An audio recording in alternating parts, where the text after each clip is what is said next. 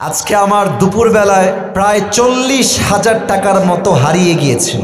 জেলার নাম বলবো না, বদনাম হবে। তো আজকে হোটেলে উঠেছি, সারা রাত জার্নি করে গিয়ে সকাল 9টায় সকাল হয়ে গেছে। তো আমি আবার পায়জামার পকেটে টাকা রেখেছিলাম প্রায় 35 থেকে 40 কাছাকাছি এরকম কিছু একটা অ্যামাউন্টের টাকা। তো ঘুমানোর আগে টাকাটা পকেট থেকে বের করে বালিশের নিচে রেখেছি, বালিশের নিচে। তো ঘুম থেকে উঠেছি, জোহরের নামাজ পড়েছি, বের হয়ে গিয়েছি বাহিরে দুপুরের লাঞ্চ করার জন্য।